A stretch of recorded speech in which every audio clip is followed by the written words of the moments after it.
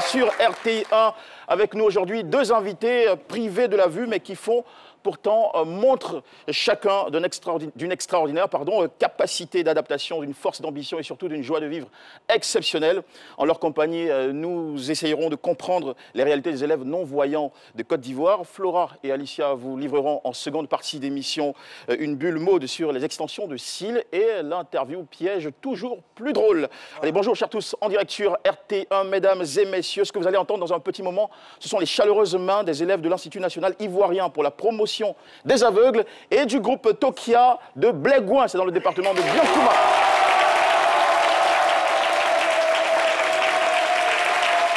Alors selon ma petite enquête, Tokia, c'est en langue toura, ça voudrait dire être ensemble, vous confirmez? Ouais, voilà. On est ensemble alors, dans ces midis. Autour de la table, toujours le plaisir de retrouver et d'être bien unis à mes chers collaborateurs et collaboratrices. Docteur Philo, pour qui je fais des applaudissements. Ma chère Carole, à qui j'envoie des bises. Et Alicia, que nous sommes très heureux de retrouver avec vos applaudissements, bien sûr, mesdames et messieurs.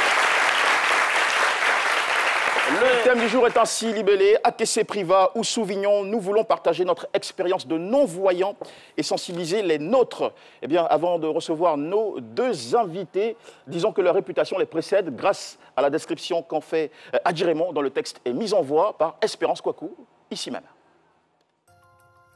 Comme les autres, ATC Priva et Souvignon ont un parcours ordinaire dans l'école normale. Bien que non-voyants, ces jeunes gens estiment légitime de se battre pour se donner les mêmes chances que les autres. Aucun d'entre eux n'est né avec ce handicap. Souvignon perd la vue quand il est encore gamin à l'âge de 6 ans. ATC Priva lui devient non-voyant à l'âge de 14 ans.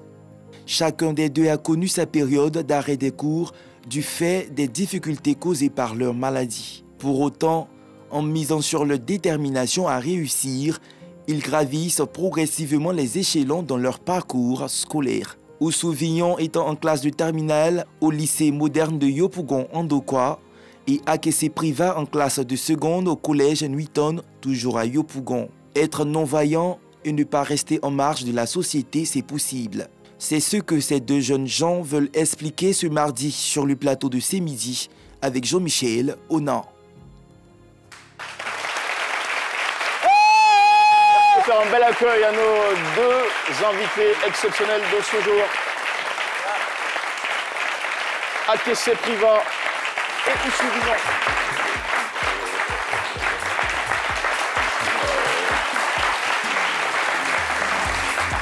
Et voilà.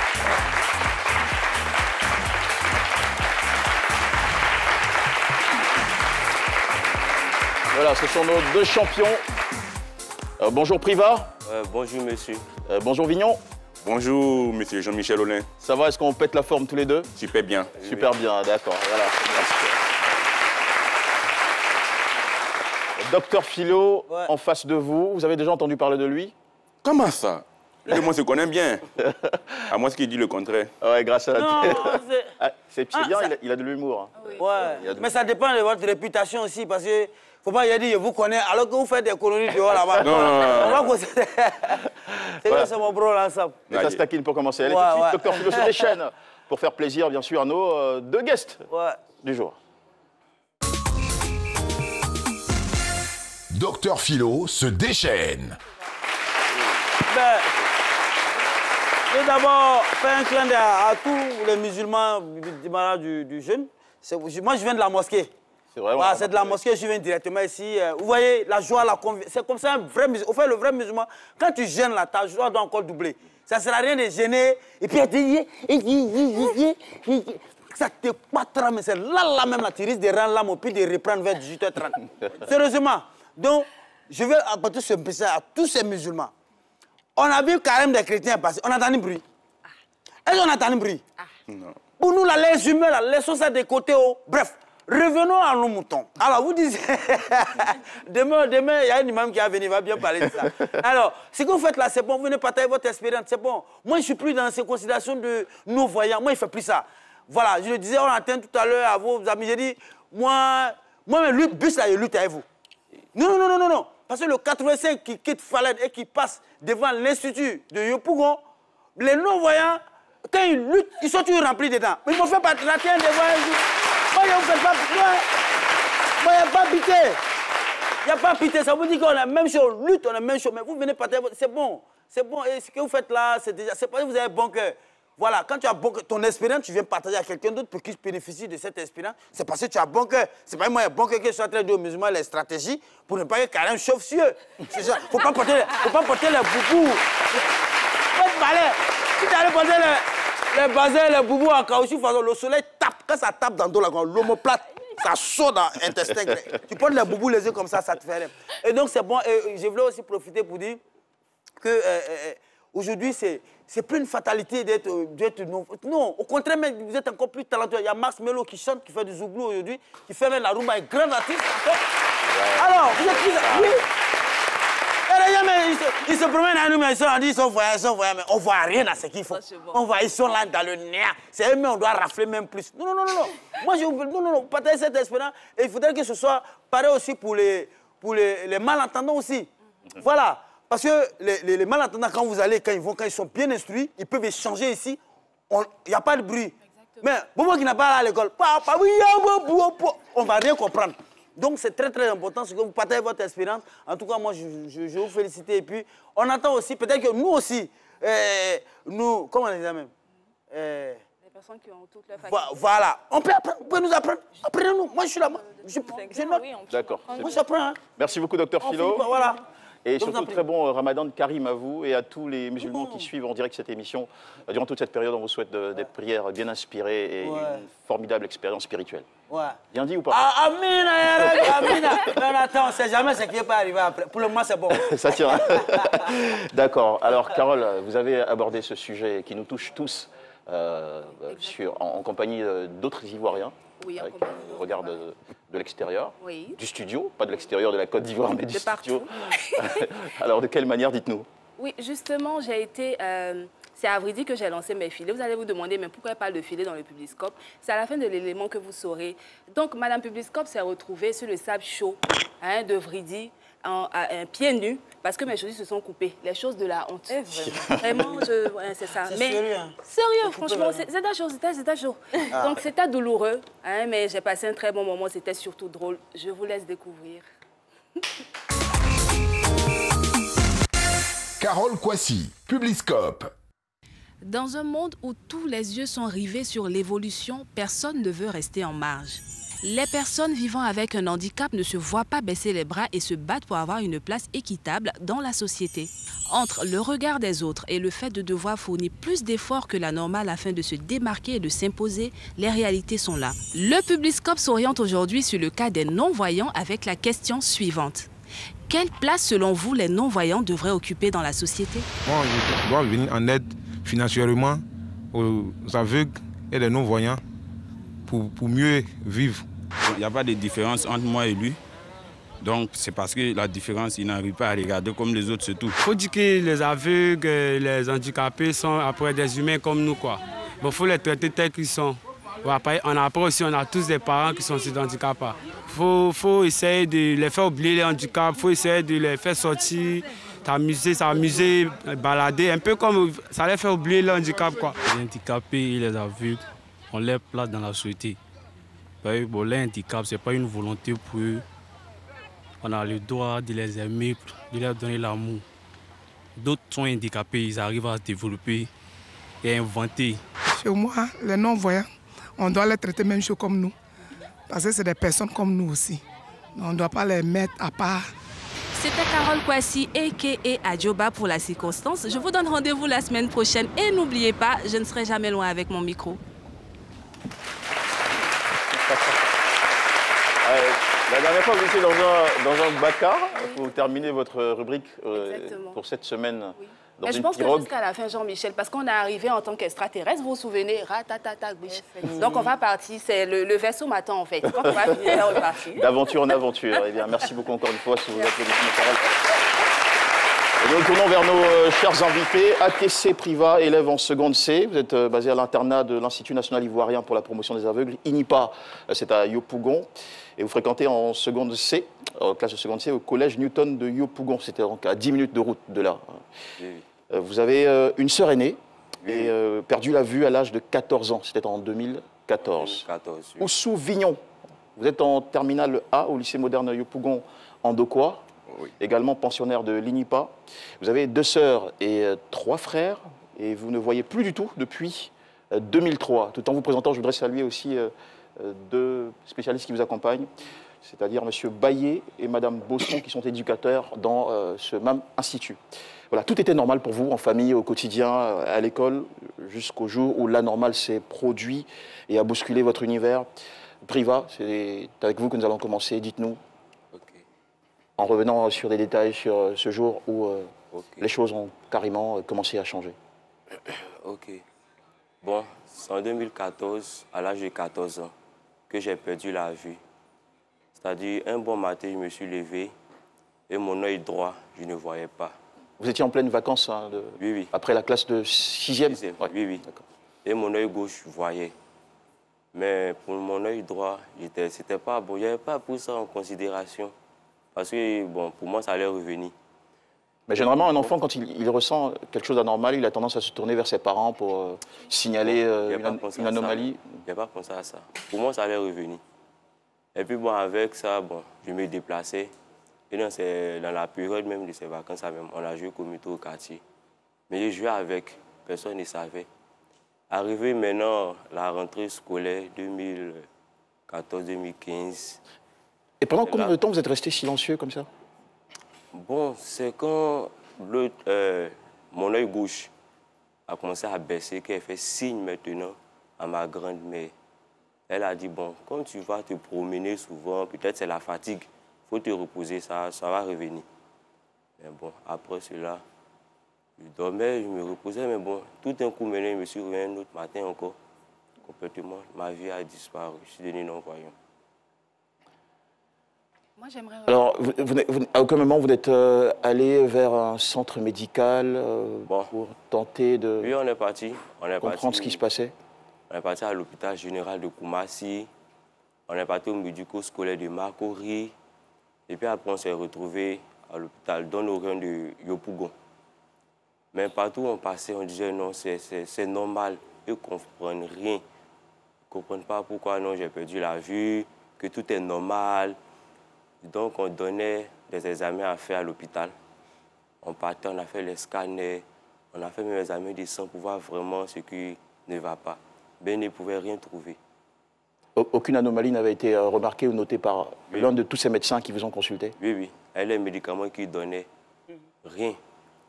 On se disait que non, c'est mystique. On a commencé à aller à l'église, partout dans les prières. Quand on dit non, il y a un prophète qui est sorti, fait telle prière quelque part. Moi, ma grand-mère, paf, on s'en va. Mais bon, jusqu'à là, bon, on est resté toujours dessus. Ça fait des mystiques. Bon, on prie le bon Dieu. Un jour, il va faire pour nous, il va faire un miracle. D'accord, c'est bien compris. Oui, Carole, vous aviez une question? Oui, j'ai une question. En fait, moi, ce qui me surprend, c'est le fait de, comme vous avez dit tout à l'heure, Jean-Michel, quand un enfant a un bobo, on se tourne tout de suite vers ses parents pour en savoir plus. Mais le fait de savoir qu'on ne voit pas d'un côté et qu'on se taise, moi, je ne comprends pas. C'était la peur? Bon, en fait, ce n'était pas la peur, mais je n'étais pas, on peut dire... En fait, la musulmane m'avait tellement pris que, bon, je n'ai pas pris ça au sérieux même. Pour moi, bon, c'est quelque chose, et puis après, ça a revenu. Vous estimez avoir été négligent sur ce coup-là? Voilà, c'est ça. C'est ça. Vous en voulez pour ça? Bon, non. Non? Peut-être c'est moi mon erreur, si j'avais signalé vite, peut-être j'allais voir, mais bon, comme il n'est pas fait aussi bon.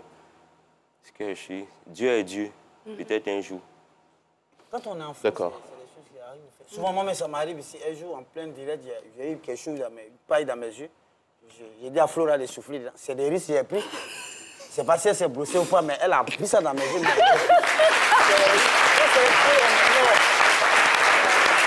Alors, Priva, depuis le jour où vous êtes réveillé un matin, remarquant que l'œil droit, c'est bien ça, ne répondait plus, jusqu'au jour où vous avez perdu complètement la vue, combien de temps s'est écoulé?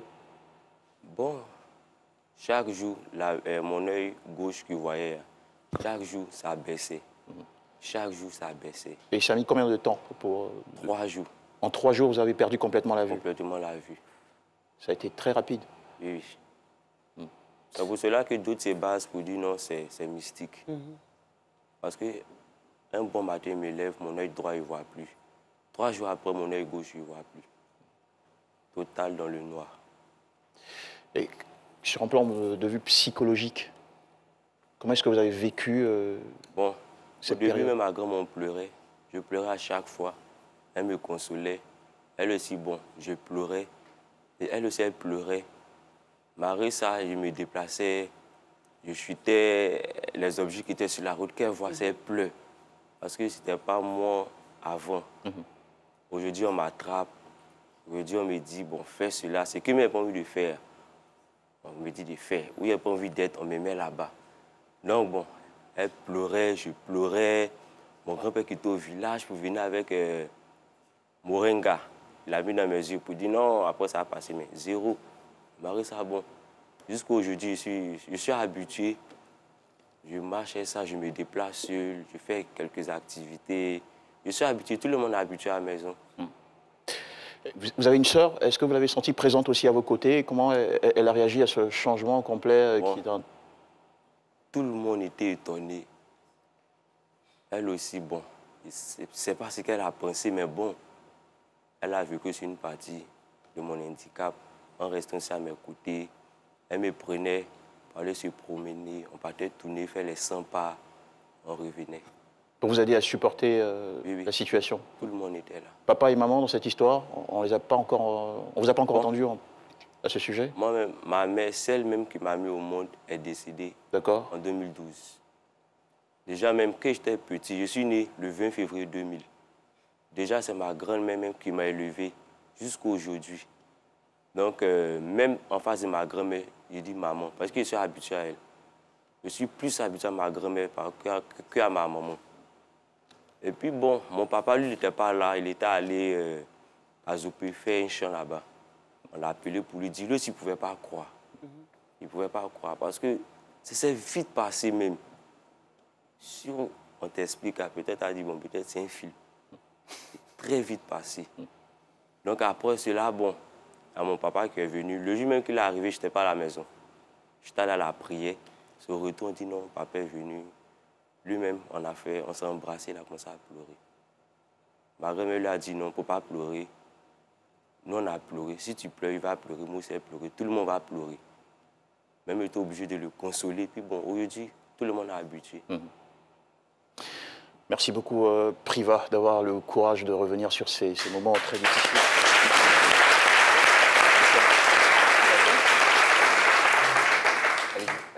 D'accord. Alors, au niveau de vos amis, comment ils ont pris la nouvelle? Est-ce qu'ils vous acceptent tel que vous êtes? Est-ce qu'ils sont toujours avec vous, en fait? Bon, au début, avec l'handicap, il y avait un ami, Akimboro Balogoum Basti, qui venait me chercher. On partait. Et après, comme on a vu que, bon, je ne pouvais plus rien faire en classe. Même quand on copie le son, je ne peux pas copier. Il ne voit pas dans le cahier. Je ne peux pas attraper le bic aussi pour copier. Donc, j'ai arrêté d'aller à l'école. Au début, tous mes amis de classe venaient, puis bon, bonjour, bon. Ils ne venaient plus. Tous mes amis du quartier qui jouaient ballon, au début aussi, ils venaient. Tout un coup aussi, ils ont arrêté de venir. Mais il y a un seul qui est resté fidèle. Comment s'appelle-t-il? Il s'appelle Oumou Patrice.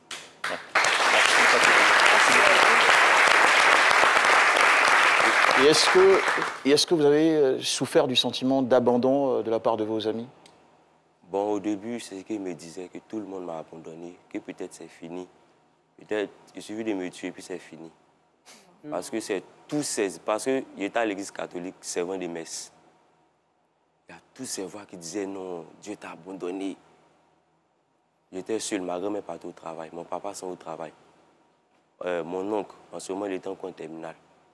Il partait à l'école, ma grand-sœur restait seule à la maison. Donc, toutes ces choses me passaient à l'esprit.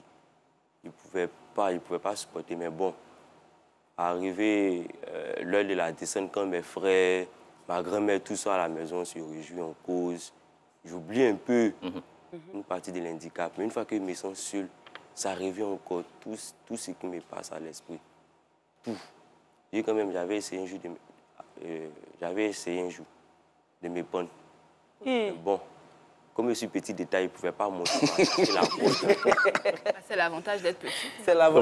Heureusement qu'on ne vous a pas perdu. Oui. Voilà. Mais après, bon, comme Dieu aussi s'est souvenu de moi. Mais c'est une idée qui ne vous traverse plus l'esprit. Vous avez abandonné ce... Non. D'accord. J'ai tué ça. Merci beaucoup, Priva. Merci, Akessé Priva.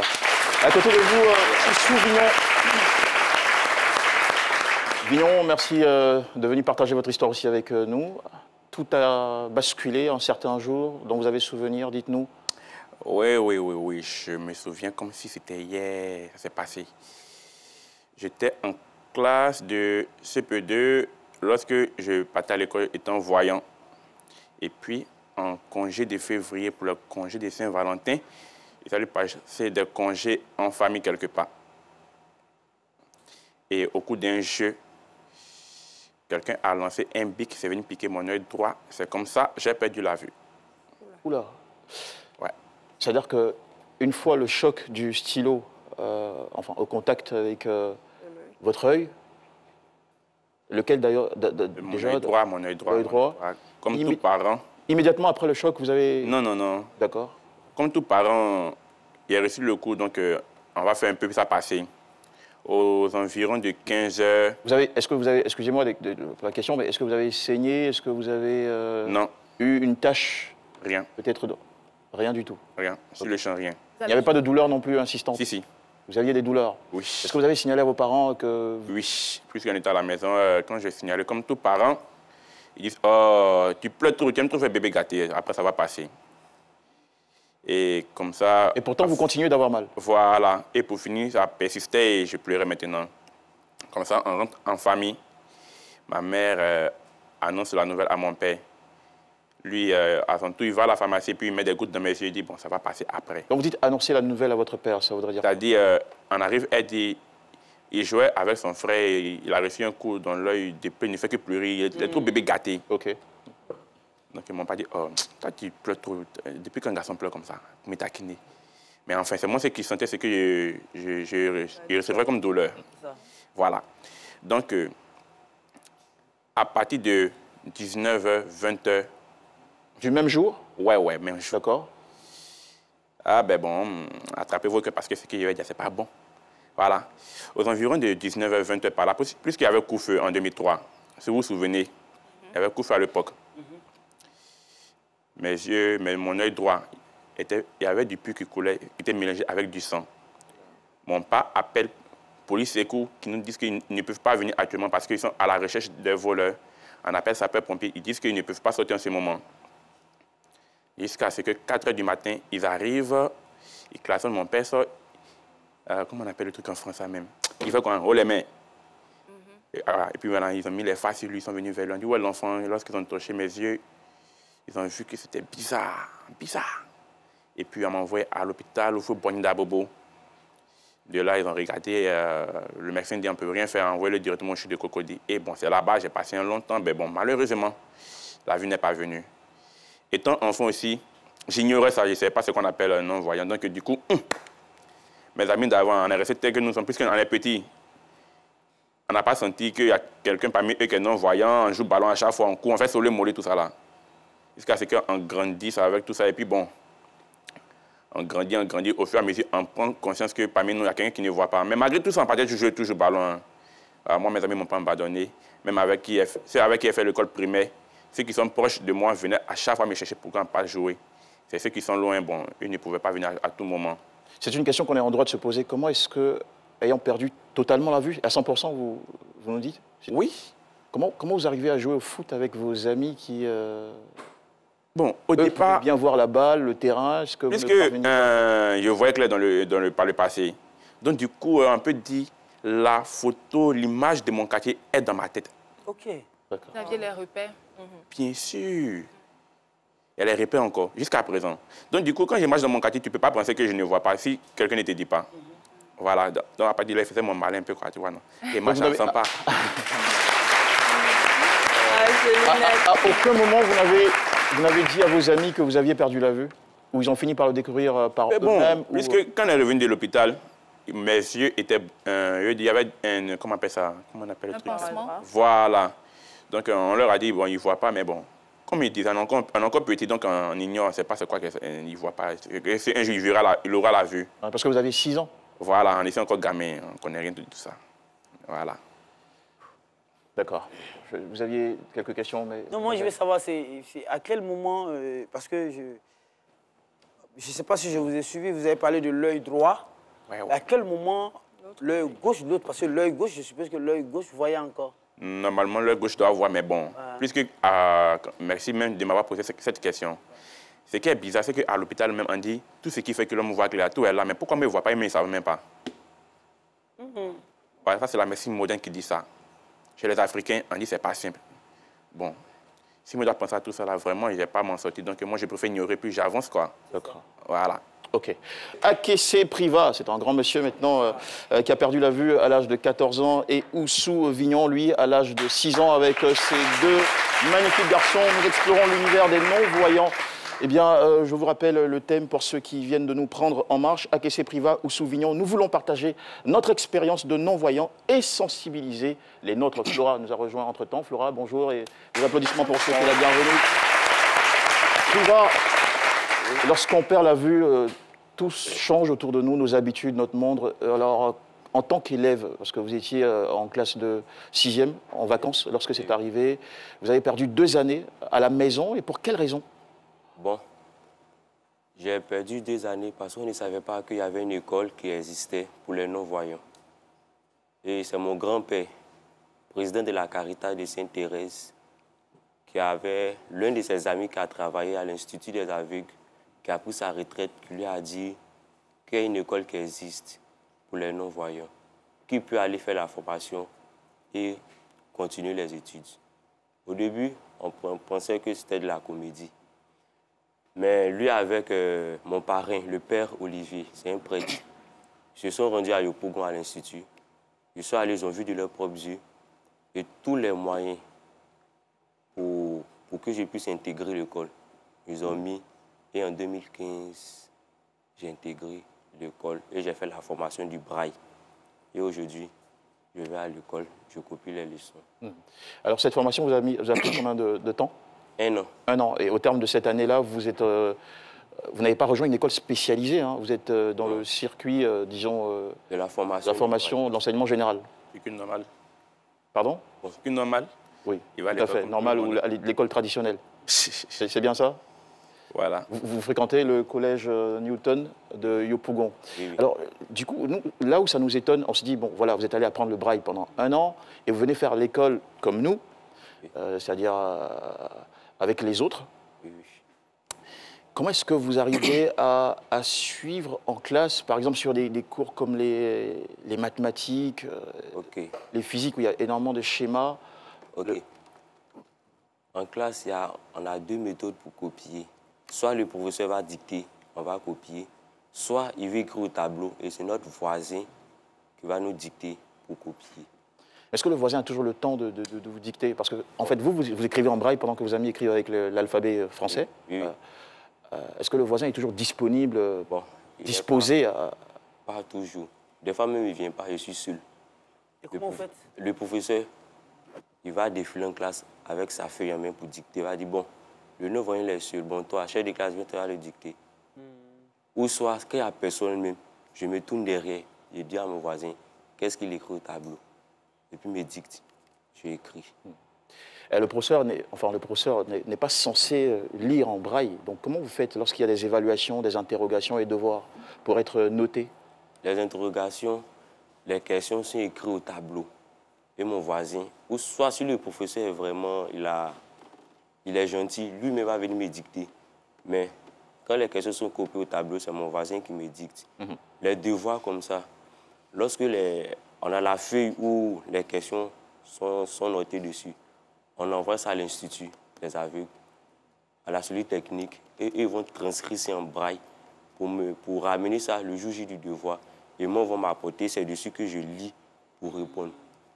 Mais qui corrige vos feuilles? Puisque le professeur... À Newton, il y a un éducateur spécialisé qui s'occupe des non-voyants, pour décoder. Mais c'est-à-dire que quand vous finissez votre devoir, votre feuille est remise au... Et ils sont lui donnés. Au professeur qui le remet à l'éducateur spécialisé en braille? Oui.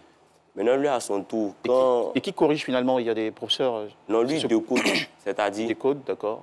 Pour traduire en alphabet français? Voilà, pour traduire ça. Et maintenant, il va donner au professeur maintenant pour corriger. Ah, OK. Mais quand les feuilles viennent assis, on met ça dans une enveloppe pour envoyer à l'institut, à la cellule technique. Et ce sont ceux qui sont spécialisés qui vont maintenant décoder ça, écrit en alphabet voyant. Ils vont ramener ça encore à l'école pour donner à nos différents professeurs pour corriger maintenant. Mais ce système-là, on ne le voit pas dans toutes les écoles de Côte d'Ivoire. Donc, comment ça se passe? Est-ce que votre école est partenaire au lycée, à l'Institut? Dans les 2 lycées, ils ont déjà leur cellule technique. Donc tout se passe dans les lycées. Mais nous, au privé, ils sont obligés d'amener nos filles à l'internat. Maintenant, les écoles où nous, les non-voyants, nous sommes, avec les voyants, l'internat a fait un partenariat avec ces écoles-là. D'accord. Et Flora? Qu'en est-il de vos résultats scolaires? Bon, c'est bon. Pour ce premier semestre, il y a eu 12,35. 12,35, c'est bien ça. C'est assez bien. OK, d'accord. Il y a eu 0. Ah, 0 là, c'est comme... 1 ou 2. C'est comme tous les jours. Pour l'interrogation des maths, il y a eu 2 sur 20. Et maintenant? Est-ce que ça le s'est deuxième, il y a eu Non, ça va. 8 sur 10. Quelle est la matière dans laquelle vous êtes le plus à l'aise? Histoire, géo, SVT. Vos meilleures notes en histoire, géo et SVT? Bon, d'accord. SVT, cette année, on a eu des difficultés, donc on a fait en oral. OK. Il n'a pas dit mes moyennes, mais il m'a donné 12 de moyenne. D'accord. On estime que c'est... SVT, j'ai même les mêmes difficultés, donc a été non classé. D'accord. OK. J'ai bien compris. Oussou Vignon? Oui. Alors, avec vous, c'est quoi les difficultés à l'école? Vous aussi, vous êtes inscrit dans une école publique ou privée? Non, moi, ici au public, ici au lycée moderne de Yopougon, quoi. Voilà, c'est le moment que je réside à l'internat INIPA à Yopougon. D'accord. Comment ça se passe en classe? C'est les mêmes réalités où il y a une petite nuance à votre niveau? Ben bon, au niveau des élèves non-voyants, avec les voyants, ça dépend en fait de l'individu. Je m'explique. Toi, le non-voyant, quand tu viens nouvellement dans le lycée ou bien dans le collège, si tu es nonchalant, tu fais en veut t'approcher, mais tu ne parles pas à les gens, tu ne causes pas les gens. Lui, s'il vient, il estime qu'il s'ennuie, donc il s'en va. D'accord. Mais lorsque tu es taquin comme moi, comme ça, là, tu dis, voisin, viens. Tiens, allons marcher un peu. Attends, dis-moi, est-ce que tu as compris ce coup-là? Lui, il est content parce qu'on lui pose des questions. Oui. Du coup, lui, il est motivé. Il dit, bon, quand il marche là, lui, moi, il me pose des questions, mais quand il ne connaît pas, il me montre. Il est content. Du coup, ça fait que les voyants s'approchent beaucoup du non-voyant. Mais lorsque tu es calme dans ton truc comme ça, ils vont te voir, ils vont te dire bonjour, puis ils vont partir, c'est fini. Et pour reprendre la question de Flora, vos notes en classe, comment ça se passe? Vous êtes en terminale, vous avez le bac C à passer cette année? Non, bac A. Le bac A, plutôt le bac littéraire. Oui. Alors...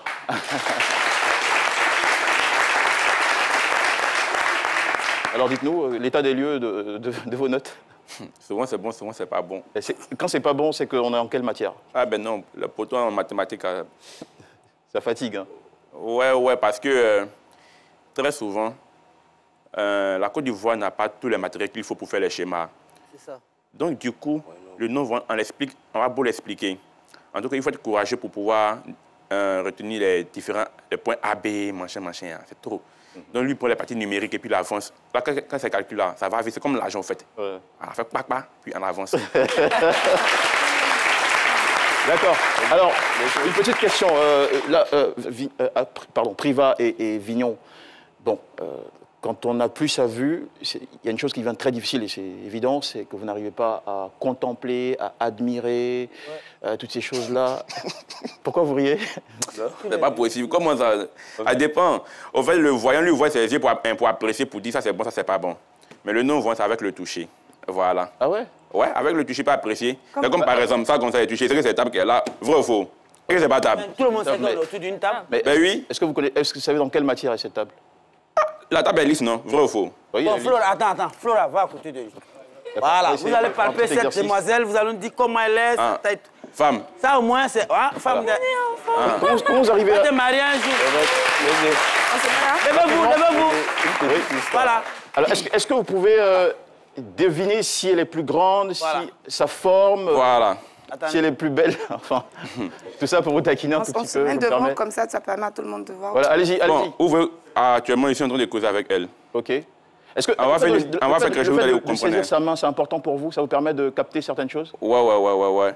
Qu'est-ce que vous arrivez à capter quand vous... Bon, actuellement, comme ça, là, oui. À travers le toucher petit, sa peau est lisse. Elle n'est pas trop mince comme on le pense. Elle n'est pas grosse, ça c'est clair.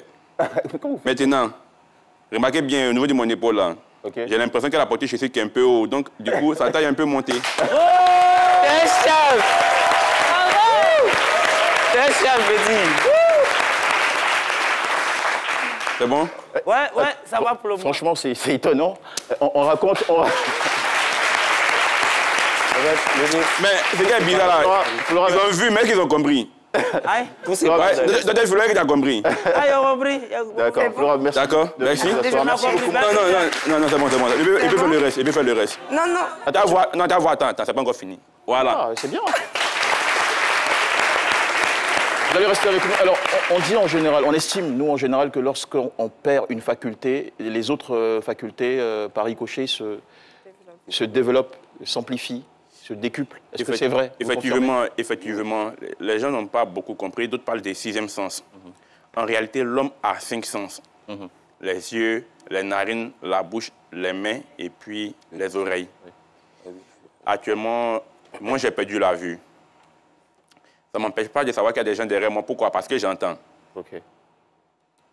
Ça ne m'empêche pas de savoir que je suis assis sur une chaise où il y a tissu, parce que je touche. Ça ne m'empêche pas de sentir des parfums. Mes narines sont là-dedans, ils sentent des parfums, des gens qui sentent très bon ici. Ah, c'est clair. Bon. On n'a pas encore goûté gâteau, je ne sais pas si c'est ça. Et voilà, merci beaucoup. Merci. Allez, vous allez rester avec nous avant de recevoir Flora et Alicia, très rapidement. Ce qu'on va faire, c'est qu'on va partir tout de suite avec vous, Alicia, et après Flora, avant d'avoir notre invité surprise dans un petit moment, ok? Ça marche. Ok, d'accord, c'est parti. Alicia Comena, c'est Maude. Alors, merci beaucoup. C'est un plaisir de vous retrouver ici aujourd'hui. Aujourd'hui, nous allons parler des extensions de cils. Vous savez ce que c'est que les extensions de cils? Non. Alors, les extensions de cils, c'est la pratique qui consiste à rajouter des cils artificiels à vos propres cils, qui apporte un effet assez naturel et ça apporte un volume à vos cils. J'ai donc été à la rencontre d'une dame spécialiste dans le domaine du nom de Christelle Kobou qui va nous donner plus d'informations et plus de détails sur les extensions de cils. Alors, on découvre cet élément à travers la question... Pour vous, là, c'est les extensions de cils aussi? Effectivement. Tu peux toucher? Non, ça fait assez naturel. Non, juste voir, là, on ne touche pas aux yeux. T'aimes qu'il y a là, tu vois pas. Attends. Hein? Merci, docteur Philo. Alors... Pour vous, là, on ne sent pas trop, hein. Ça, monsieur Djoula, là, faut attendre la matinée. Effectivement, c'est la particularité de cette pratique-là. On a des cils en soie, des cils vraiment naturels. Vous avez l'impression que ce sont vos vrais cils. C'est très doux, c'est vraiment classe, quoi. D'accord. Voilà, et ça diffère en fonction de la qualité des cils. La cliente ne doit pas laver son visage pour 24 heures. Elle ne doit pas mouiller les cils. Le temps de laisser les cils bien se fixer. Ok. Voilà. Et après, il faut éviter un peu tout ce qui est gras. Voilà, sur les cils. Donc pas de mascara et tout. Non, ça dépend de la cliente, mais vraiment éviter les mascaras parce qu'elle n'aura pas besoin de mascara. Ok. Voilà, le regard est déjà bien tracé, bien défini. Voilà. On n'a vraiment pas besoin de mascara. Il faut des remplissages après combien de temps? Normalement, on dit 2 à 3 semaines.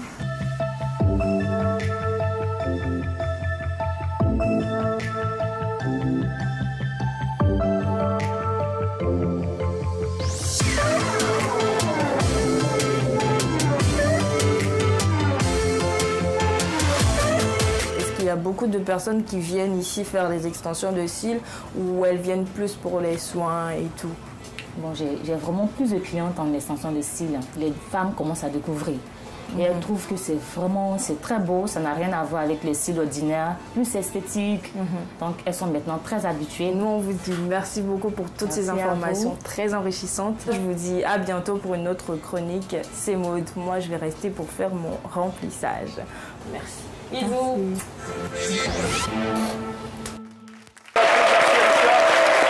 qui a donc été utilisée cette semaine par notre chère Flora. Elle nous en donne quelques petits détails avant son élément. D'accord. Alors aujourd'hui, je vais vous proposer un piège avec le vagabond de la charité, Monsieur Ayek Hassan. Vous le savez, n'est plus à présenter parce que grâce à son groupe bénévole de premier secours, il a mené de nombreuses actions sociales en Côte d'Ivoire et même hors de la Côte d'Ivoire. Voilà. Serein et imperturbable d'ordinaire, comment est-ce qu'il a réagi face à mon piège? Je vous laisse découvrir maintenant. Flora d'acier, c'est Flora.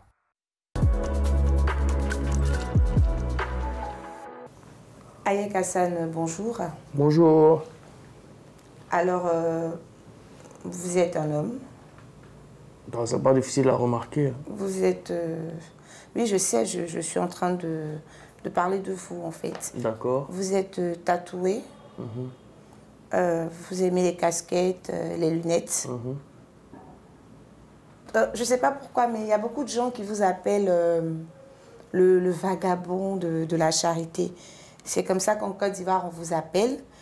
Et est-ce qu'on peut parler un peu de votre côté truand, de vos braquages, de tout ce que vous avez fait dans le domaine des mauvaises choses, en fait? Pourquoi on m'appelle le vagabond? Parce que j'aimais beaucoup me disputer. Et puis je suis quelqu'un, mon style est vagabond. Sur le bracelet, là? Ça? Oui. C'est rien, c'est un bracelet. Vous l'avez eu où? Les beaux? Ah, je l'ai volé. C'est votre habitude? C'est mon habitude de voler. Oui, ma chérie. Pardon, avant de rentrer là, essaie de payer du pain pour moi à la boulangerie. D'accord. À tout à l'heure. Bisous. Oui, donc, vous disiez? Est-ce que ça va? Ça va? Je comprends pas votre question. Je demande si dans le... Tu n'es pas... Psychologiquement, ça va. Si ça va. Pourquoi ça n'irait pas? En fait, je comprends pas. Parce que là, je vous trouve assez agressif, en fait. Mais si on est en train de tourner une émission et puis tu prends le téléphone alors qu'on me dit de mettre mon téléphone sur mode avion. Donc si moi aussi je dois répondre au téléphone comme ça. C'est quoi la signification de vos tatouages là? Ça? Oui. Il dit, oh, ça c'est une émission ça?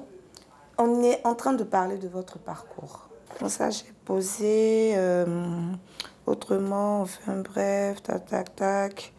Il n'y a pas grand-chose en fait à dire sur... C'est maintenant que tu es venu réviser le truc. Réviser quoi? L'interview. Non, je me suis préparée en fait. Mais je sais pas en fait. J'ai pas trouvé grand-chose à dire sur vous. Vous pensez qu'il y a grand-chose à dire sur vous? Est-ce que tu es sûr que ça va? Est-ce que la RTI au moins sait c'est quoi que tu es en train de faire là? Ben, je crois. Pourquoi vous n'avez pas allumé le A sur le climatiseur? 20 feuilles pour venir pondre des conneries comme ça? Voilà, voici votre nom. Donc, on reprend depuis le début. Hassan Ayek, bonjour. Bonjour. Est-ce que vous pouvez vous présenter rapidement? Hassan Ayek. Faites vite, hein, parce que là, il reste 1 minute avant la fin de l'interview. Hassan Ayek, c'est moi. Un mot de fin. Un mot de fin.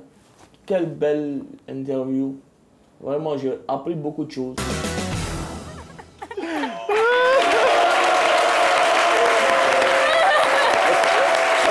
Ça sent qu'à un moment donné, il était trop énervé. Ça s'est bien fini, c'était...